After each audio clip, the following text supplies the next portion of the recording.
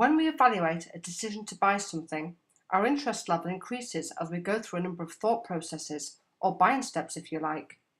If each of the buying steps are satisfied, we reach an optimum point where we take action, or in other words, are motivated to take ownership of the product or service under consideration.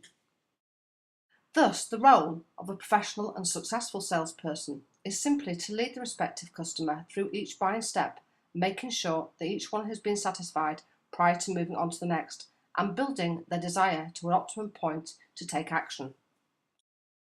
The steps of the buying process are as follows. First, we need to have trust in the brand, company, and the representatives. Then we evaluate a need that requires a solution now or sometimes in the future. This is followed by considering a solution that will meet our needs. And finally, we must be motivated to buy.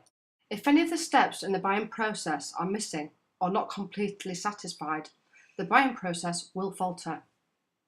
For example, if the salesperson is not considered trustworthy in the eyes of the buyer, this could make the buyer feel insecure to the recommendations of a respective solution. Consequently, the absence of the trust step has a knock-on effect with other steps, and the buyer makes a decision to seek alternatives. Buying steps that appear to be missing or incomplete in the majority of cases are trust and need, which often leads to salespeople pitching endless product and service benefits, coupled with the employment of countless attempts to motivate the buyer to take action, or closes in sales terminology.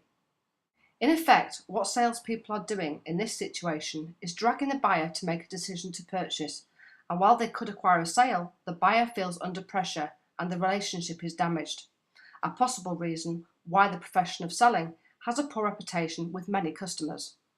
In professional selling, the emphasis should be on the first three steps, and in this case the close should be automatic, leaving buyers feeling that they have made their own purchasing decision and value their relationship with the salesperson, who is perceived as a helpful resource on their buying journey.